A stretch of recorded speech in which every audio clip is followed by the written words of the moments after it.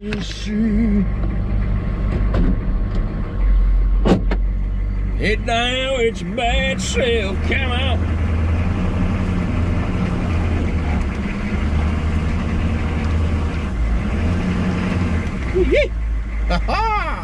What's up, guys? Welcome back to the Lean and Mean Academy, where we talk about one truck, big profits. Today's video, I got a special one for you, and I'm going to tie into some of you guys' questions. Maybe you're considering doing this. A lot of guys pair up pressure washing with window cleaning, but this video is about why I no longer offer window cleaning in my business. Before we jump into that, if you're looking to get your business launched into 2022, you're looking to take the top course to compress timeframes, really just compress your learning curve on marketing, chemical knowledge, website stuff, Facebook ads, which has been updated for 22. We just updated that section from, placements, ad management, ad copy evolution from when we started till now.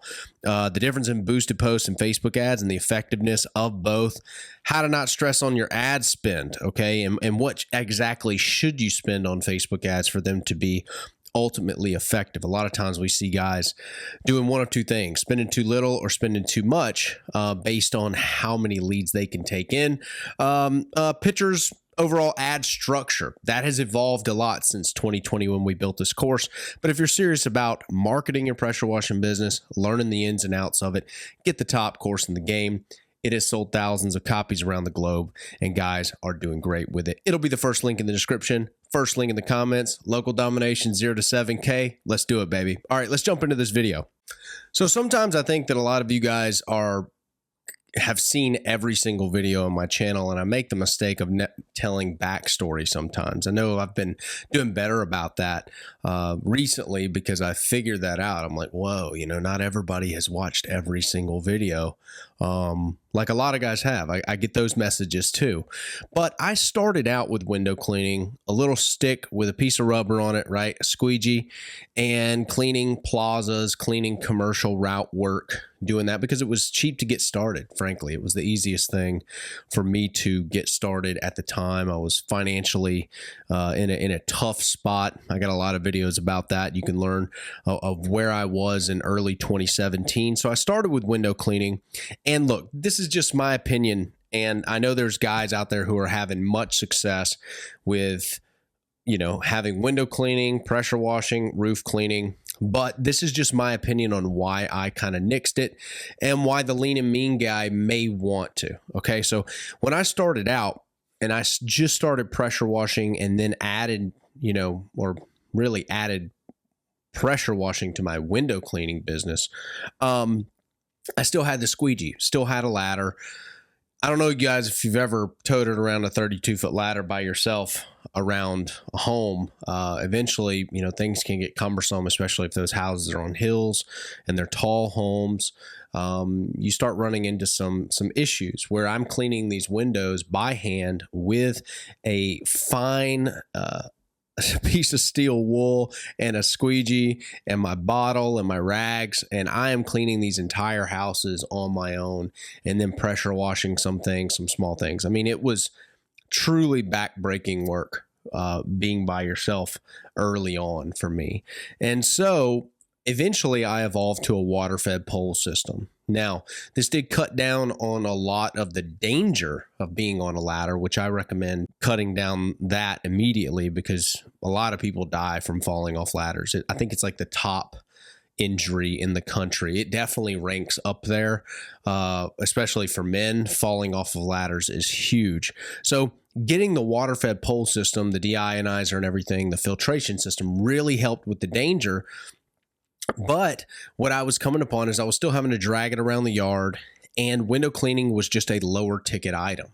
It was something that companies were willing to do for a lower ticket, whereas pressure washing and roof cleaning, they involved more equipment and more expensive equipment, but they also provided a higher ticket for me. So I knew, and I had a plan early on, whenever I was able to get lead flow, I was going to get rid of window cleaning and specialize in roof cleaning and pressure washing. Simply put, because A, I didn't enjoy it, and B, it's one of those really tedious things that if you're not a really good trainer for your employees, it's something that you will get callbacks on, because here's what happens to the customer's mind whenever you start obligating yourself to basically have window cleaning as a service. Window cleaning is something that you can immediately see the imperfections in the cleaning. And that's a problem, because when it comes to water spotting on windows for pressure washing services, a lot of customers understand like a little bit of water spotting is normal. I'm not talking about hazing up the whole window, but some water spotting is pretty normal. But with window cleaning, you're not permitted to do anything but perfect. Okay. And operating a water fed pole has a learning curve, especially if you have oxidized, seals and oxidized frames where you touch them and basically it just turns into this white water that comes down. So think about training a tech to be perfect in hitting those windows every single time. It can be challenging. People do it. They do it all the time. I'm not saying it's wrong or right. I'm just saying that when I got lead flow, I said, to hell with this window cleaning. I'm just going to, instead of doing window cleaning on one house per day, I'm going to do 2 houses per day pressure washing. It was easier for me.